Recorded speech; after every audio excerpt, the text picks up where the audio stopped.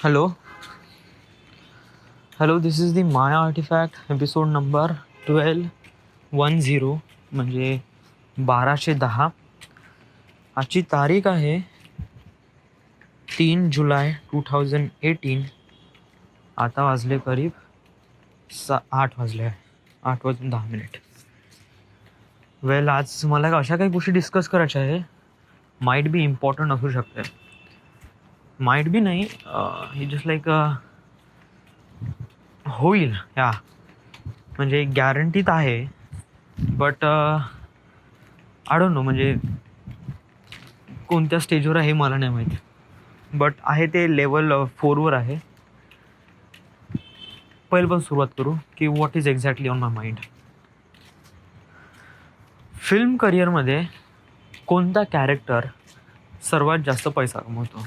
Is it actor, is it director, is it producer, कोण आहे?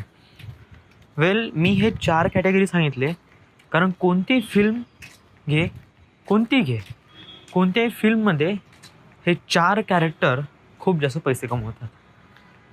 Actor, producer, director, actor, producer, director. हा 4 नाही 3 character. So याच्यामध्ये सर्वात जास्त जी कमाई होते ती कमाई होते प्रोड्युसरची, आणि त्याच्या मागे लागते ॲक्टरची, आणि त्याच्या मागे लागते डिरेक्टरची. म्हणजे काय आहे? म्हणजे ॲक्च्युली म्हणजे जो फिल्म बनवतो, जो फिल्म रिटर्न करतो, त्याला त्याचे पैसे भेटतात, बट इतक्या कमी प्रमाणात भेटतात की ॲज कम्पेअर टू अदर कमीच भेटतात. वेल, फर्स्ट ऑफ ऑल माझे या गोष्टीशी काय रिलेशन आहे हे मी दाखवून देतो पहिले. वेल, मला फिल्म मेकर आहे, मला फिल्म बनवायची आहे. सो बेसिकली मी रायटर आहे, राईट. समोर जाऊन मी स्टोरी लिहिणार, आणि देन मी त्याला डिरेक्शन पण देणार स्वतः, की कशाप्रमाणे फिल्म डिरेक्ट करायची आहे, मला ऑडियन्सला काय दाखवायचं आहे as a direction. Okay, but me producer नाही बनू शकत. तर व्हाय? कारण प्रोड्युसरसाठी लागते खूप सारा पैसा, बहुत सारा पैसा. सो इट जस्ट लाईक तुम्हाला पैसा तर भेटेलच, या तुम्हाला तुमची फिल्म बनवायसाठी कोणी ना कोणी इन्व्हेस्ट करेलच, या. बट जो कोणी माझ्या फिल्मवर इन्व्हेस्ट करन, तो त्याचा ॲडव्हान्टेज त्याला भेटून जाईल, जो मोठ्यातला मोठा ॲडव्हान्टेज आहे. काफी कन्फ्युजिंग आहे ना मी सांगून राहिलो ते. आपण याला एक्झाम्पल थ्रू सांगण्याचा प्रयत्न करू. माझी पहिली फिल्म राहील घरची गोष्ट, जी एक मराठी मूवी आहे. ऑफकोर्स रेप्रेझेंट करते की घरची गोष्ट याच्यामध्ये मी ॲक्टर आहे आणि ॲज अ डिरेक्शन पण काम करेल. डिरेक्शन किंवा रायटिंग, ऑफकोर्स रायटिंगचं तर काम करूनच राहिलो आहे मी, ॲज ॲक्टिंग करून राहिलो आहे मी, आणि डिरेक्शन म्हणजे या सगळ्या गोष्टी मी समजून घेईल. म्हणजे मीच एकदम चीफ राहणार नाही, माझ्यावरती पण कोणतरी डिरेक्शन राहणार, आणि मी त्यांच्याकडून सजेशन घेईन का व्हॉट एक्झॅक्टली ॲज अ डिरेक्टरमध्ये, ॲज अ लाईव्ह प्रोजेक्टमध्ये काय होते, मी त्यांच्याकडून ते गोष्टी शिकून घेईन. ॲक्टरमध्ये मी माझा परफॉर्मन्स दाखवीन, आणि रायटिंग स्किल तर माझ्यापाशी ऑलरेडी आहेच. सो तर ही जी मूवी आहे घरची गोष्ट, आता त्याचा बजेट का राहील? जस्ट लाईक मराठी मूवी आहे, खूप जास्त ग्राफिक्स तर आहेच नाही, लोकेशन शॉट पण खूप एक्सपेन्सिव्ह नाही. सगळे जे आहे ते एक तर कॅम्पस एरियामध्ये आहे, आयदर रूममध्ये किंवा घरी किंवा रेल्वे स्टेशन, याच्या व्यतिरिक्त अजून दुसरे कोणते शॉट्स वगैरे आहेच नाही. आणि जे आहे ते असे रस्त्यावरून चालणारे वगैरे आहे, you just like not really cost, right. आता पैसे माझे जाईन कशात? समजा जर मी विचार करतो की मी एक फिल्म प्रोड्युसर आहे, घरची गोष्ट, राईट, तर माझं कशात पैसा खर्च होईल? इट जस्ट लाईक क्रू मेंबरमध्ये तर पैसा खर्च होणार. आता क्रू मेंबर म्हणजे camera work, cameraman, costume girl, casting designer, त्याच्यानंतर बूम माईक पकडणेवाला, लाईटिंग इफेक्ट देणेवाला, जे फिल्म मागे लागणारे जेवढे काही कॅरेक्टर आहे ते तर ऑफकोर्स राहीनच. तर मानून घे, इट जस्ट लाईक होल बजेटमध्ये फक्त या लोकांचा ॲक्टर, डायरेक्टर आणि प्रोड्युसर. याला याला यांना थोडं न पकडता आपण बाकीच्या सगळ्या कॅरेक्टरना पकडू. सो या सगळ्या कॅरेक्टरना पकडल्यावर यांचा फुल बजेटमध्ये किती % हिस्सा होतो, तर यांचा फुल बजेटमध्ये यांचा करीब 30% हिस्सा असतो. 30% हिस्सा म्हणजे इट जस्ट लाईक 100 करोडची फिल्म आहे. 100 crore was too much Marathi मूवीसाठी. 100 लाखाची फिल्म आहे म्हणजे 1 करोडची. सो त्या 1 करोडमध्ये 30 लाख या सगळ्या कॅरेक्टरचे आहे. 30 लाख याच्यामध्ये त्यांचं राहणं पाण्याचं खाण्याचा खर्च, ट्रॅव्हलिंगचा खर्च, त्यांना देणारे पेमेंट प्रति महिना, तर हे सगळं 30% मध्ये होऊन जाते. आता देन त्याच्यानंतर येतो actor. Actor is a really important thing. But माझ्या फिल्ममध्ये कोणीही खूप एक्सपेन्सिव्ह असे कॅरेक्टर नाही आहे जे खूप महाग आहे. सगळे ब्रँड न्यूज आहे आणि ब्रँड न्यू म्हणल्यावर त्यांचा खर्च कमी होतो. युजली सगळेच आहे. सो इट जस्ट लाईक माझ्या फिल्ममध्ये ॲज अ ॲक्टरला ॲटलिस्ट मॅक्झिमम तरी 10% was really big enough. But मी 10% पकडलं, right. So it just like आता खर्च किती झाला आहे, 30% त्या कास्टिंग आणि त्या सगळ्या गोष्टीमध्ये गेला आहे. बिहाइंड द सीनमध्ये जेवढे काही क्रूज आहे त्यांच्यामध्ये 30% गेला आहे. 10% ॲक्टरवर खर्च केलो आपण. आणि त्याच्यानंतर येतं डिरेक्टर. त्याच्यावर आपण घेऊ 10%. सो इट जस्ट लाईक 50% मध्ये माझी सगळ्यांची पेमेंट होऊन झाली. सगळे खर्च वगैरे झाले, सगळं झालं, हे झालं. आणि मी थोडंसं एक्सप्लेन चुकवलं वाटते असं मला शायद वाटते. होल बजेटमध्ये आपण पकडून घेऊ का जे क्रू मेंबर्स आहे, जे फिल्ममध्ये काम करतात बिहाइंड द सीन, यांचे घे करीब 50% घे. होल बजेटमध्ये 50%. ॲक्टर आणि डिरेक्टर यांना दे 20%. So it just like 90%. आणि त्याच्यानंतर 10% हा प्रोड्युसर. हा 10% याच्यामध्ये कसा खर्च करतो स्वतःसाठी, की प्रत्येक गोष्टीला कशाप्रमाणे मॅनेज करू. म्हणजे एकटा प्रोड्युसर तर छोट्या गोष्टी मॅनेज करणार नाही. तो प्रोड्युसर एक प्रकारे लिस्ट बनवेल का खर्च कुठे कुठे होत आहे, का होत आहे. तो त्याचे मेंबर्स लावेल.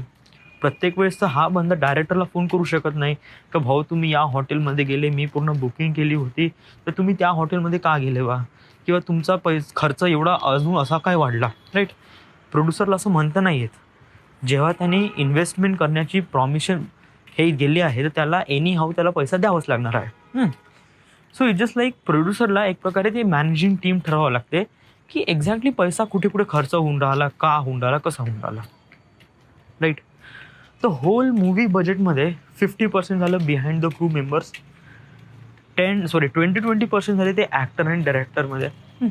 उरलं 10%. या 10%मध्ये ॲज अ प्रोड्युसर कॅटलॉग करतो किंवा मॅनेज करतो या सगळ्या गोष्टी. सो मानून घे आपली होल मूवी बनली, पूर्ण मूवी बनली आणि मूवी आली प्रोड्युसरपाशी. तर या प्रोड्युसरला ही फिल्म टेलिकास्ट करायची आहे. टेलिकास्ट म्हणजे जस्ट लाईक थिएटरवर आणायचं आहे ना, right. So it just like film बनवून झाली आहे आणि 3 महिन्यानंतर फिल्मची रिलीजिंग डेट ठरवली आम्ही. सो या फिल्म बनवण्यामध्ये करीब 100 लाख लागले.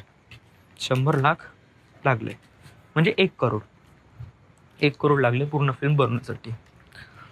आत्ता काय झालं की प्रोड्युसर हा इतका जास्त टॅलेंटेड नव्हता.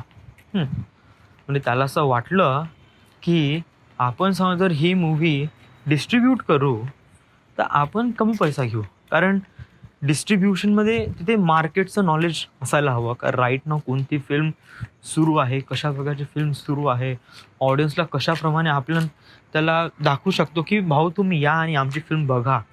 तर असं या गोष्टीसाठी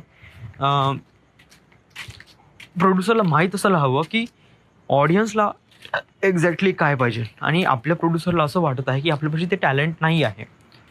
सो मग ते काय करते की तो प्रोड्युसर डिस्ट्रीब्युटरला फिल्म विकून देतो.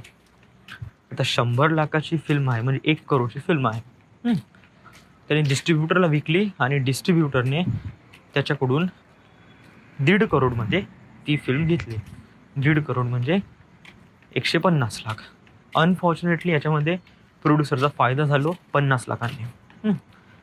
आता प्रोड्युसरच्या मागे झंझट गेली. त्यांनी जेवढे पैसे इन्व्हेस्ट केले त्याच्यात त्याला करीब 50% जास्त भेटले. So that is really good thing.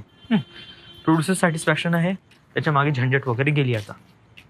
आता ते प्रोड्युसरची एक प्रकारे टेन्शन असते की याला आपण 1.5 करोडमध्ये विकली, त्याला मॅक्स टू मॅक्स कितीमध्ये विकावं लागेल.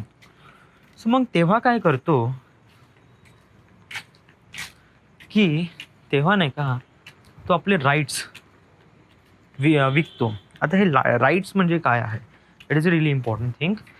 राईट्स म्हणजे असं आहे की फिल्ममध्ये असलेले गाणे, डायलॉग, जे काय आहे, satellite right, T V rights, या सगळ्या गोष्टी त्याला विकायच्या असते. म्हणजे तू बघितलं असेल का, फिल्म रिलीज व्हायच्या अगोदर ट्रेलर लॉन्च होते.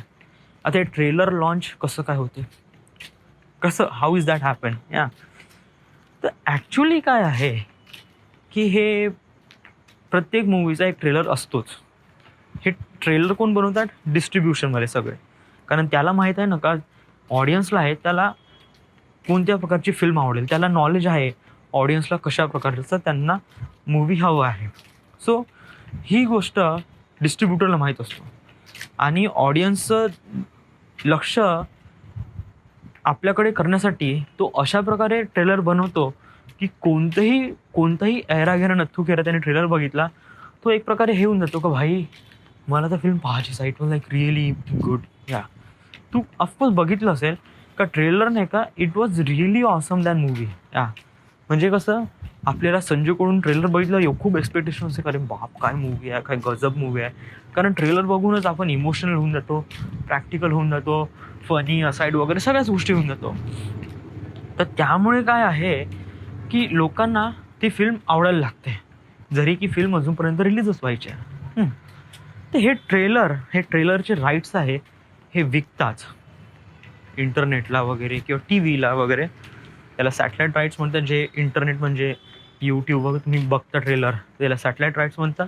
आणि टी व्ही राईट्स म्हणजे टी व्हीवर पण ते दाखवले जातात. सो याच्यामध्ये ते लोक राईट्स विकतात. आता याच्यामध्ये राईट्समध्ये काय आहे की राईट्स विकले ॲट सर्टन व्हॅल्यूमध्ये. म्हणजे ते करीब 5 करोडमध्ये सॅटेलाईट राईट्स घेतले, 5 करोडमध्ये T V rights. So unfortunately प्रोड्युसरला करीब 10 लाखाचा फायदा झाला, जे की अजूनपर्यंत फिल्म तिथे यायचीच आहे. So it just like distributor फक्त एकच ट्रेलर काढतो का, तो आधी बघितला आहे. हॅशटॅग म्हणजे तिथे लिहून असतो थॉर रॅग्नरॉक ट्रेलर #001 02 03 मॅक्सिमम 03, त्याच्यावरती वगैरे ट्रेलर वगैरे काढत नाही. तर अशाच प्रमाणे नाही का समजा जर पॉप्युलॅरिटी वाढली, कारण फिल्म लोकांना ट्रेलर बघूनच एकदम उत्साह झाला की ते फिल्म पाहायला खूपच अग्रेशन झाले, हे त्यांच्या रेटिंगवरच माहीत पडते ना का पहिल्या ट्रेलरची रेटिंग वॉज रिअली हाय, सगळ्याच जणांनी बघितलं. सो अनफॉर्च्युनेटली ते जास्त पैसा कमवण्यासाठी नाही का पुन्हा एक ट्रेलर काढतात. पहिले टीझर काढतात, ट्रेलर काढतात, म्हणजे ट्रेलर 01 02 अशाप्रमाणे काही ट्रेलर काढतात. याच्यामुळे काय आहे, हे ट्रेलर काढल्यामुळे नाही का आता पहिला जो ट्रेलर विकला आहे तो होता 5 करोड. बरं आता दुसरा जो ट्रेलर बघायचा आहे ना, तो त्यासाठी नाही का सॅटेलाईट राईट्स आणि टी व्ही राईट्स त्याच्या दुगण्या भावावर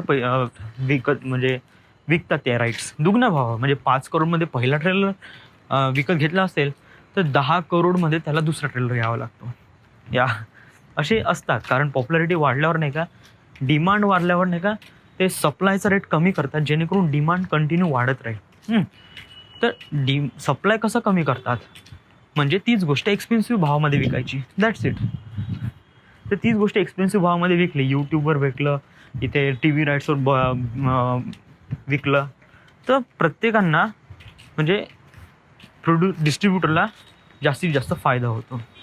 सो ही झाली ट्रेलरची गोष्ट. दुसरे पण राईट्स असतात, जसे डायलॉग्स.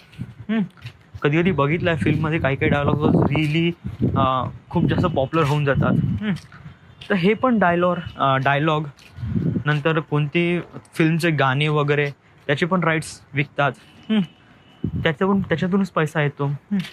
आणि देन कॉलर ट्यून वगैरे कोणी ठेवतात वगैरे वगैरे. तर कोणी फिल्म याच्या अगोदर गाणे टाकतात, ऑडिओ व्हिडिओ, याचे पण राईट्स असतात. सो फिल्मच्या अगोदरच हे राईट्स विकून आपला प्रोड्युसर ॲटलिस्ट, मी तर मिनिमम व्हॅल्यू पकडतो, मिनिमम व्हॅल्यू ॲटलिस्ट तो 70% कमाई करून घेतो. आता 70% म्हणजे काय आहे? सॉरी 70 नाही, खूप जास्त झालं. ॲज अ मिनिमम घेतो 50%. आता हे 50% कशाचे? त्यांनी 1.5 करोडमध्ये फिल्म विकली. तर प्रोड्युसरचा फुल बजेट आहे 1.5 करोडचा. तर याला प्रोड्युसरला म्हणजे डिस्ट्रीब्युटरला फिल्म 1.5 करोडपेक्षा जास्त याच्यात विकायची आहे. तो फिल्म रिलीज व्हायच्या अगोदर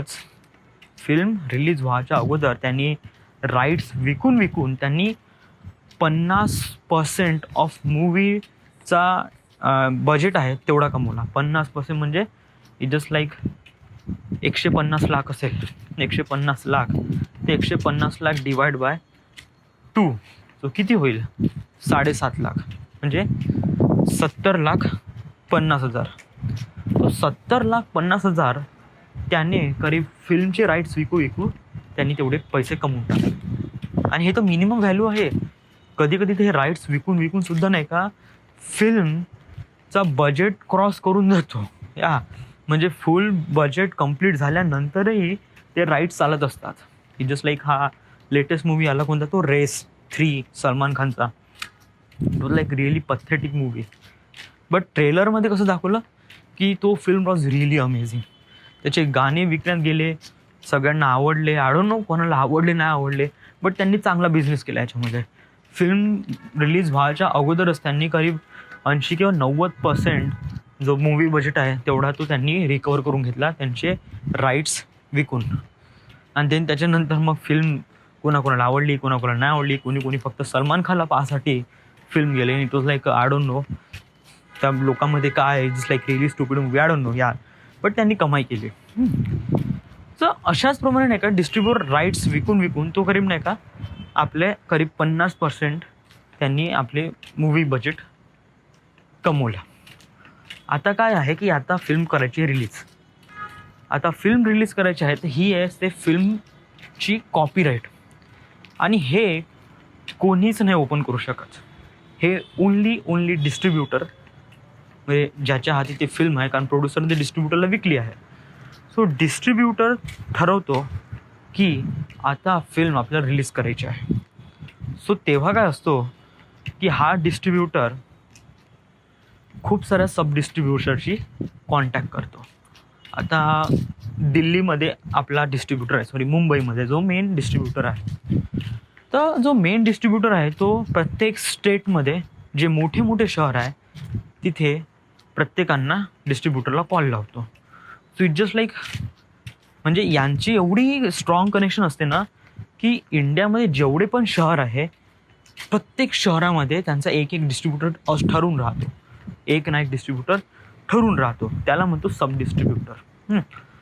सो रिलीज झाली म्हणजे आता रिलीजिंग करायची आहे तर प्रत्येकांची नाही का जी आपली मूवीज आहे ती हार्ड ड्राईव्हमध्ये असते. ती हार्ड ड्राईव्हमध्ये त्यांच्याकडे पाठवल्या जातात. But they are very secured. At specific date नंतरच ती फाईल ओपन होईल, unless it was like a really corrupted file होईल जेव्हा तुम्ही जबरदस्ती ओपन करण्याचा प्रयत्न कराल. सो फिल्म रिलीज व्हायच्या अगोदर सगळ्या सब डिस्ट्रीब्युटरला फिल्म पाठवण्यात जाते. ओके. आता याच्यामध्ये काय होते की जशी तुम्ही सब डिस्ट्रीब्युटरला तुम्ही फिल्म पाठवता तर तो सब डिस्ट्रीब्युटरची रिस्पॉन्सिबिलिटी असते की ही मूवी त्याच्या एरियामध्ये त्याला सर्वात जास्त पैसा कमवून द्यायचा आहे.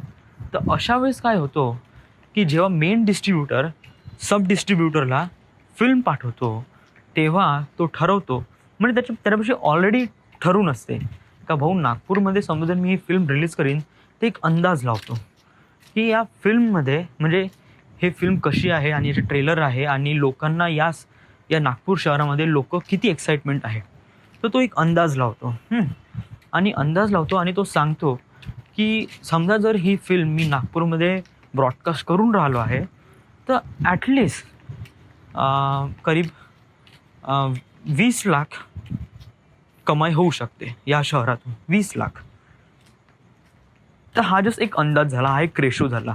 पैसे तेव्हाच पाठवण्यात येत नाही. म्हणजे कसं आहे की 25 lakh as compare to 1.5 crore त्यांचा एक पर्सेंटेज रेशो निघतो. म्हणजे एक पर्सेंटेज रेशो निघतो आणि त्या पर्सेंटेज रेशोला समजून घे का नागपूर जिल्ह्यामध्ये करीब 2.3% कमाई होऊ शकते. हा अंदाज कोणी सांगितला? त्या सब डिस्ट्रीब्युटरने. पण तो सब डिस्ट्रीब्युटर तेव्हाच त्याला पैसे देत नाही. तो जस्ट एक अंदाज असतो, कन्फर्म रेट नसते. बट तो इतका कन्फर्म असतो की काहीही झालं, नागपूरमध्ये पाऊस आला, ऊन आलं, आभाळ आलं, भूकंप आला, वॉटेवर, त्याला सब डिस्ट्रीब्युटरला ती फिल्म 2.3% जास्त इन्कमच करून द्यावी लागेल. समजा जर ती कमी होत असेल तर त्यामध्ये सब डिस्ट्रीब्युटरचा लॉस असतो. मेन डिस्ट्रीब्युटर नाही, सब डिस्ट्रीब्युटरचा.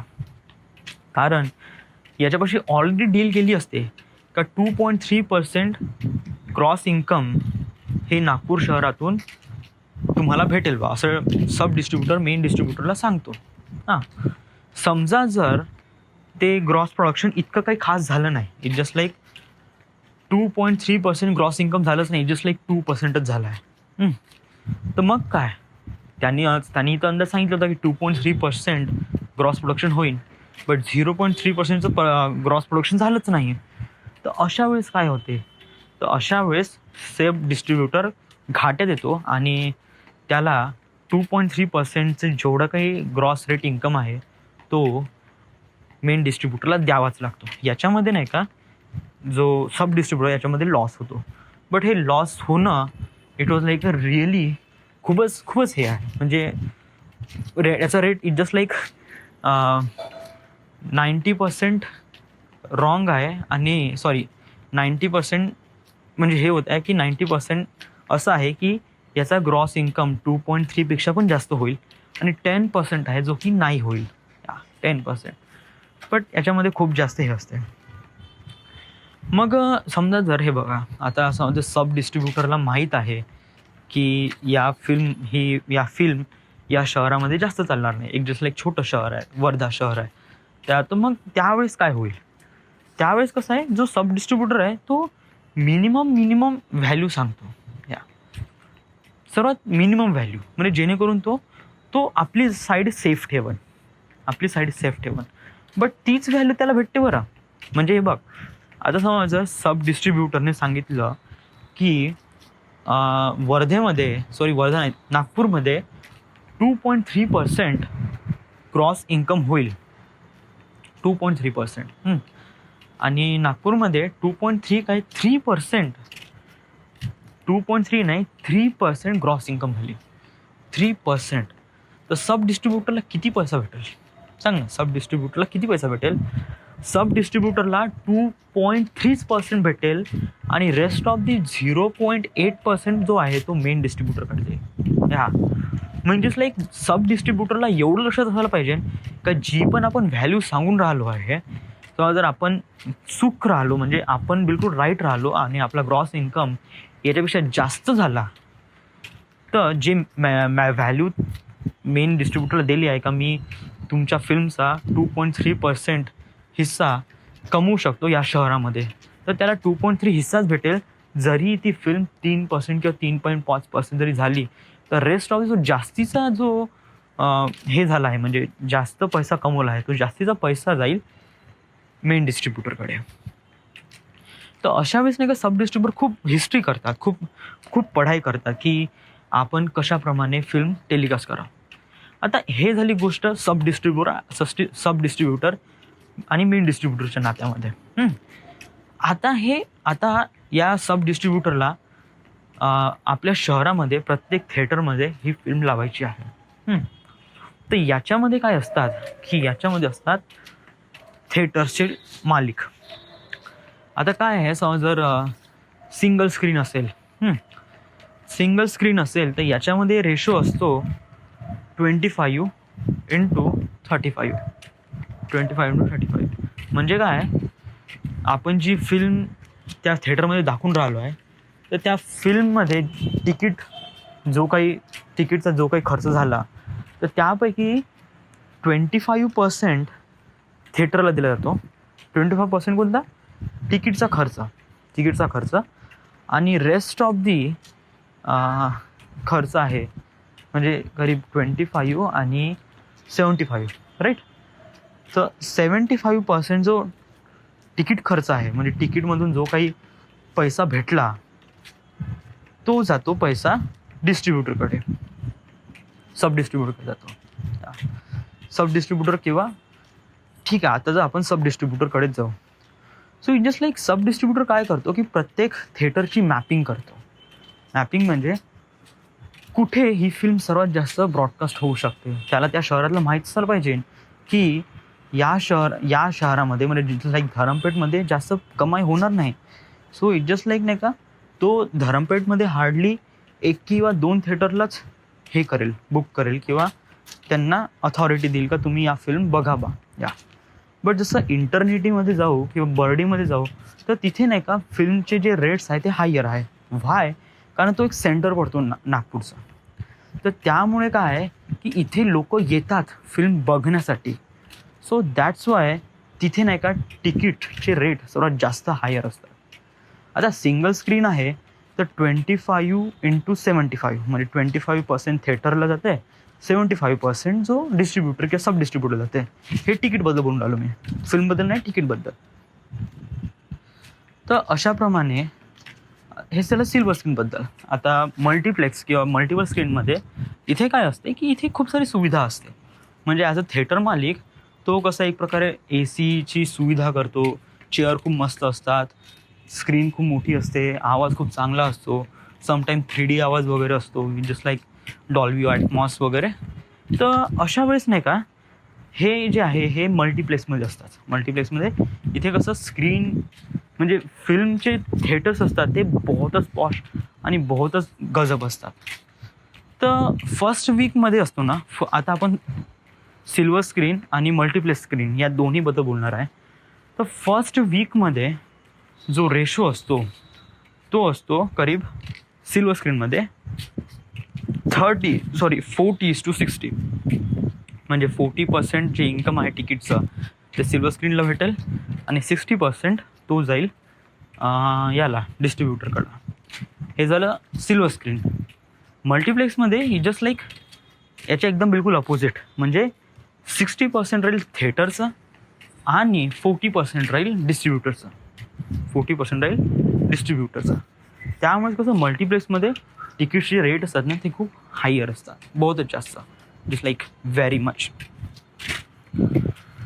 सो अशा प्रकारे फिल्मचा बाजार चालतो. म्हणजे फिल्म ॲज अ प्रोड्युसरपासून ते डिस्ट्रीब्युटरकडे गेली आणि डिस्ट्रीब्युटरपासून सब डिस्ट्रीब्युटरपासून थिएटरचे मालिक यांच्यापर्यंत जाते. तर याच्यामुळेच हळूहळू पैसा सब डिस्ट्रीब्युटरकडे येतो. जशी फिल्म वगैरे होत आहे, रिलिजिंग होत आहे, 1 दिवस 2 दिवस 1 हप्ता 2 हप्ता, त्या 2 हप्त्यामध्ये जेवढी काही कमाई केली ते सब डिस्ट्रीब्युटरकडे जातो. सब डिस्ट्रीब्युटर तो ऑलरेडी टॅली करतो की त्याचा जो ग्रॉस इन्कम आहे तो 3.5 झाला आहे, जो की आपण सांगितलं होतं की 2.3% राहील बट आपल्यात जास्त झाला आहे. बट ही गोष्ट लपवून ठेवत नाहीत डिस्ट्रीब्युटरला, कारण त्याला पण ऑलरेडी माहीत आहे, कारण तो पण ॲक्च्युली मॅपिंग करतो कोणत्या शहरामध्ये किती % आपली कमाई झाली आहे. सो ॲज टेन्स टू सब डिस्ट्रीब्युटरला पण त्याला त्याचा शेअर दिला जातो आणि रेस्ट ऑफ दी पैसा मेन डिस्ट्रीब्युटरकडे जातो. सो हे मी सांगितलं हे फक्त एका शहरातली गोष्ट. सो विचार कर इंडियामध्ये किती शहर आहे. या इंडियामध्ये प्रत्येक शहरामध्ये त्यांचे सब डिस्ट्रीब्युटर असतात. तर त्यांच्याकडून त्यांचे कॉन्टॅक्ट्स, सगळे या मेन डिस्ट्रीब्युटरकडे पैसा जातो. असा पैसा कलेक्ट करून मेन डिस्ट्रीब्युटर किती पैसा कमवू केला, त्याने 1.5 करोडमध्ये फिल्म विकली आणि त्याला करीब जो भेटला रिटर्न तो भेटला 4 करोडचा. सो इन द सेन्स त्याला कितीचा हे झाला म्हणजे इट जस्ट लाईक त्याला 3.5 नाही 2.5 करोडचा फायदा झाला. 2.5 करोडचा विचार बघ ना. म्हणजे इट जस्ट लाईक फिल्म बनली 1 करोडमध्ये, फिल्म बनली, होल फिल्म 1 करोडमध्ये बनली. 1.5 करोडमध्ये प्रोड्युसरला ती फिल्म विकावी लागली. त्याच्यानंतर ती फिल्म गेली डिस्ट्रीब्युटरला आणि डिस्ट्रीब्युटरने राईट्स विकून आणि तिकीटचे पैसे सगळ्यांकडून डिस्ट्रीब्युटर किंवा सब डिस्ट्रीब्युटरकडून कलेक्ट करून त्यांनी फिल्म बनवली. त्या ग्रॉस इन्कम त्यांनी करीब 4 करोड त्यांनी कमवले.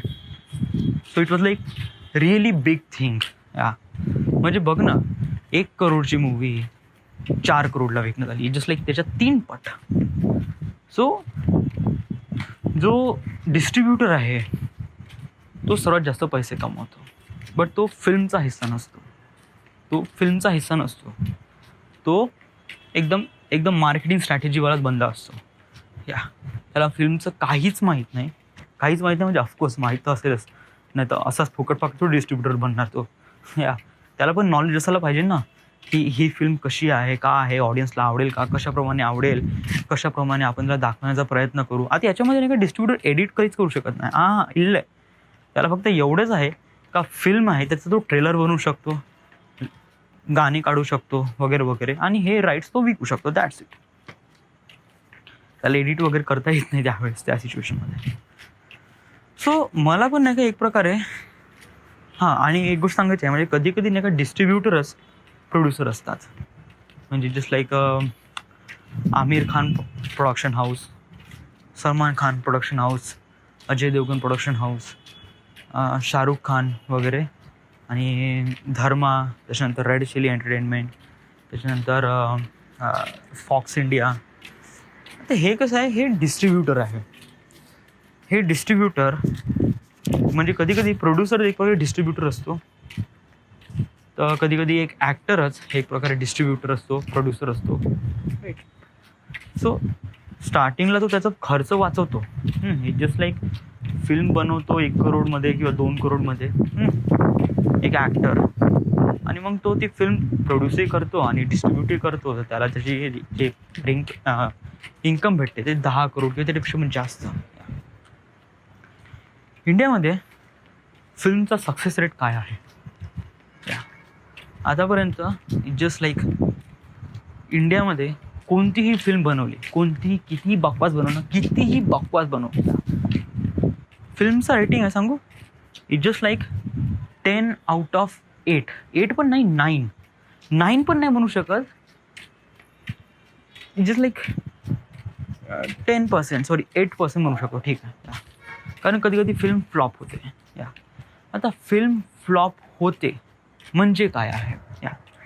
फिल्म फ्लॉप होते म्हणजे याचा अर्थ लोकांना असं कळते की जेवढं काही आपण पैसा लावला फिल्म बनवण्यासाठी आणि जो पैसा आपल्याला जो भेटला आहे तो फिल्म बनवण्याच्या उद्देशाने खूप कमी भेटला आहे. जस्ट लाईक 1 करोडची मूवी आपण बनवली, 1 करोडची मूवी, बट त्याच्यातून जो इन्कम भेटला आपल्याला तो भेटला करीब 70 लाख. सो जस्ट लाईक 30 लाखाचा एक प्रकारे नुकसान झालं, म्हणजे फ्लॉप झाली असं वाटत असेल, बट ॲक्च्युली असं होत नाही. फ्लॉप होतात, फिल्म फ्लॉप होतात, बट फिल्म फ्लॉप होण्याचा हा अर्थ तर बिलकुलच नाही आहे. बिलकुलच नाही. So what is wrong? म्हणजे आहे का प्रॉब्लेम आहे का? फ्लॉप होते म्हणजे एक्झॅक्टली काय आहे? फ्लॉप होते म्हणजे लोकांना ती फिल्म आवडत नाही. आता सांग, आवडत नाही याचा अर्थ काय आहे सांग ना. मला हा मोबाईल आवडत नाही. व्हाय? बिकॉज तू तो मोबाईल बघितला आहे ना. तू कोणत्या गोष्टीला जज केव्हा करशील? जेव्हा ती गोष्ट तू बघितली आहे. इट जस्ट लाईक मी माझ्या मित्राजवळचा जो iPhone 6s बघितला आणि मला तो नाही आवडला. अनफॉर्च्युनेटली तू त्या मित्राकडून तो फोन बघितला आता तेव्हा काही चार्जेस लागत नाही, कारण आपलाच मित्र आहे, त्याच्याकडून फोन बघण्यासाठी काही चार्जेस वगैरे लागत नाही, right. But in the sense मी रेस 3 मूवी बघायला गेलो आणि मला नाही आवडला, मला तो नाही आवडला. बट डूड, तू ऑलरेडी ती फिल्म बघितली आहे आणि त्या फिल्मसाठी तू तुझ्या खिशातून पैसे दिला आहे. अनफॉर्च्युनेटली तू त्याला पैसे दिले आहे. आता पैसे दिल्यानंतर तुला जे प्रॉडक्ट भेटलं आहे ते तुझ्यावर डिपेंड आहे. त्यांनी तो ऑलरेडी कमाई करून घेईल तुझ्याकडून. त्याने तुझ्याकडून 120 रुपये का 100 रुपयाची तिकीट विकत घेऊन त्याने तुझ्याकडून ऑलरेडी कमाई केली आहे की भाऊ आम्ही तुझ्याकडून 100 रुपये घेतले, आता तू डिसाईड कर तुला आवडते को नाही आवडत. आणि मग तो बंदा सांगतो की film it was like really बकवास. बट अनफॉर्च्युनेटली ते फिल्म सक्सेसफुल राहते ना. रेस 3 काय फ्लॉप झाली का मूवी? लोकांना बिलकुल आवडली नाही. लोकांनी म्हणलं पण like really stupid, really flop movie वगैरे वगैरे, कान पण लाईक दॅट. बट ॲक्च्युली त्यांनी खूप सारा पैसा आहे तो कमवून घेतला ऑलरेडी. सो फ्लॉपचा अर्थ हा होतो की जे मूवी बघून येतात आता लोक आहे वगैरे वगैरे, but at higher level critics, right. Critics म्हणजे असे लोक जे फिल्म बघतात आणि रिव्ह्यू करतात की फिल्म कसं आहे. अनफॉर्च्युनेटली ते मूवी बघायला गेले ना, ते फिल्म बघायला गेले आणि देन ते त्यांचा रिव्ह्यू करत आहे. ऑलरेडी त्या फिल्मवाल्यांनी याच्याकडून 150 किंवा 200 रुपये तिकीट घेतली आहे त्यांनी, राईट. तर फिल्मवाले ऑलरेडी त्याच्याकडून हे आहे का भाऊ तू आमच्याकडून फिल्म घेतली आहे, आता तू काही पण लिही ना, तू भोकत दे, तू काही लिही, असा बकवास मूवी आहे, असा आहे तसा आहे, राईट. अरे बदनामी केव्हा होते सांग ना? बदनामी होते केव्हा? जेव्हा आपण त्या गोष्टीबद्दल जाणून घेतो तेव्हा आपण म्हणतो का याचे बदनाम झाला. नाम नाही होगा तो बदनाम थोडी होगा. म्हणजे जस्ट लाईक असं म्हणलं ना का बदनाम होण्यासाठी पण नाम होते. सो अशीच ही गोष्ट आहे. सो इट जस्ट लाईक इंडियामध्ये करीब 10 out of 8% प्रत्येक मूवी सक्सेसफुल रेटवर आहे. म्हणजे त्यांनी त्यांच्या होल बजेटपेक्षा जास्त पैसे कमवले. म्हणजे होल बजेट म्हणजे फिल्म बनवण्यामध्ये जेवढा काही बजेट लागला त्यापेक्षा त्यांनी जास्त पैसे कमवले. तर असे फिल्म्स इंडियामध्ये 10 out of 8% आहे. म्हणजे 2% आहे, ते 2% आहे ज्यांची बजेटपेक्षा पण त्यांची जे ग्रॉस इन्कम आहे ते खूप कमी झाली आहे, खूप कमी झाली. तर असे 2% आहे, असे 2% आहे. बट डूड, मी पूर्ण इंडियातली गोष्ट बनवली आहे. इंडियामध्ये जस्ट लाईक प्रत्येक दिवस एव्हरी फ्रायडे मूवी रिलीज होतो, एव्हरी फ्रायडे. सो याच्यामध्ये जस्ट लाईक 10% सक्सेसफुल रेट्स आहे, 8% सक्सेसफुल रेट्स आहे. So it was like really good thing, बहुतच अमेझिंग थिंग आहे. आणि हो, तर त्यामुळेच मग असा विचार करून राहिलो की मी पण ॲज अ प्रोड्युसर किंवा डिस्ट्रीब्युटर बनेल बा, म्हणजे समोर जाऊन. बट राईट नाऊ हे आपल्याला वाटते तेवढं इझी आहे, बट खूप सारा पेपर वर्क, खूप सारे स्टॅटिस्टिक आणि खूप साऱ्या गोष्टी जाणून घ्याव्या लागतात. जस्ट लाईक असं नाही का आपण गेलो हात म्हणजे गड्ड्यात हात टाकला सोनं बाहेर काढून आणलं. No no no. It just like आपल्याला स्क्रिप्टबद्दल आणि फिल्म डिरेक्शनबद्दल माहीत आहे त्यामुळे आपण याच्यात हात टाकू शकतो, right. But as a distributor, as a producer काय एक्झॅक्टली काम करतात याची कोणती काही हे नाही. म्हणजे इट जस्ट लाईक याचं कोणते क्लासेस नाही. हे कसं आपल्याला समजून घ्यावं लागते प्रत्येक गोष्ट, काय का कुठे कुठे काय आहे, मॅपिंग करावं लागते प्रत्येक गोष्टीची. बट मला वाटते का मी as a students of Justin Bieber झाल्यानंतर या सगळ्या गोष्टी ॲज अ प्रोड्युसरच्या लाईनमध्ये येईल आणि माझं जे अवतार मूवीज राहील, पहिली मूवी ॲज अ इन्व्हेस्ट राहील, म्हणजे रिलायन्स इन्व्हेस्ट करेल. दुसरी मूवी राहील ती मी स्वतःच्या याच्यावर ती फिल्म बनवेल, right. So why is that, why you are doing this? म्हणजे का तू ॲज अ डिस्ट्रीब्युटर म्हणजे खूप सारा पैशाच्या मागे लागला आहे, वाय? मला असं वाटते शायद तुम्हाला असं वाटेल का मी शायद एक प्रकारे लालची वगैरे असेल. बट लालची वगैरे असं म्हणता येईल, कारण मला माहीत आहे की माझ्यापाशी काय आहे आणि त्याची व्हॅल्यू काय आहे. तर मी माझे जे व्हॅल्यू आहे, माझं जे टॅलेंट आहे आणि माझी जे स्टोरी लाईन किंवा माझी स्क्रिप्ट आहे ते असंच अलतं भलतं कोणालाही देणार नाही. सो इनफॅक्ट माझ्याकडून जेवढे चान्सेस होईल मी त्याला स्वतःचा स्वतःची डेव्हलपमेंट करण्यासाठी प्रयत्न करेल. दुसऱ्यांचं पण डेव्हलपमेंट करेल ऑफकोर्स. दुसऱ्यांचं म्हणजे माझ्या क्रू मेंबर्समध्ये जेवढे काही आहेत त्यांना पण, म्हणजे माझं डेव्हलपमेंट झालं तर माझ्या अराउंड असलेल्या प्रत्येक गोष्टीचं डेव्हलपमेंट होईलच ना. कंपनी प्रॉफिटमध्ये चालली आहे तर ऑफकोर्स त्यांच्या एम्प्लॉईला पण त्यांचा प्रॉफिट मिळतोच ना, unfortunately. So I am just doing it that for. आणि अनसर्टनली मला सांगतो दुसरं एक मेन रिझन आहे की माझ्या लाईफमध्ये काही सिलेक्टेडच फिल्म आहे जे मला बनवायचे आहे. म्हणजे इट्स लाईक माझं आहे जस्ट लाईक घरची गोष्ट, बायनरी कोड. त्याच्यानंतर जर बायनरी कोड हे झालं आहे तर binary code book of present आहे, बायनरी कोड नॅशनल सिक्युरिटी, त्याच्यानंतर sweet dreams of Justin Bieber, त्याच्यानंतर अवतारचे सिरीज, त्याच्यामध्ये 8 मूवीज आणि अवतार कोरा आहे त्याच्यामध्ये 6 मूवीज आणि अवतार कोरा याच्यामध्ये पण 6 मूवीज. सो माझ्यापाशी करीब 12 आणि 3 15 आणि देन 16 17 मूवीचे माझे स्क्रिप्ट्स माझ्या डोक्यामध्ये आहे. It was like really important आणि रिअली फॅसिनेटिंग. बट या प्रोजेक्टला मी माझ्या जेन्युअली देईल, प्रत्येक गोष्ट समजून घेण्याचा प्रयत्न करेल आणि त्याला better way to do that करण्याचा प्रयत्न करेल. बट 17 मूवी झाल्यानंतर माझ्यापाशी दुसरे कोणता आयडियाच राहणार नाही. आता होल लाईफमध्ये मी 17च मूवी बनणार आहे का? नाही ना. मला समोर जाऊन पण स्वतःची डेव्हलपमेंट करावं लागेल. सो जस्ट लाईक मी आतापासूनच प्लॅनिंग ठेवेल का मला या साऱ्या गोष्टी आतापासूनच मॅनेज करावी लागेल. राईट. होल 85 एपिसोडमध्ये मी हेच सांगत बसलो की फिल्मची रेटिंग वगैरे असं तसं. बट आजच्या दिवसाबद्दल काही सांगितलं नाही. But right now I am really tired. मला भूक लागली आहे आणि मी खूप जास्त बडबड करून राहिलो आहे. गेले 41 मिनिट्स मी याच्याबद्दल बडबड करून राहिलो होतो. आज दिवसभरात असं काही खास स्पेशल वगैरे झालं नाही. बट मला असं वाटलं की आपण या गोष्टीबद्दल थोडं सांगूया, फिल्म डिस्ट्रीब्युशन आणि हे जे टॅलेंट्स आहे. सो म्हणजे एक चांगली गोष्ट आहे आपण एक केली आहे. That is good. So this is it. This is the end. This is the my artifact episode number 1210 म्हणजे 1210. Right now we are at Nagpur, Maharashtra. Thank you.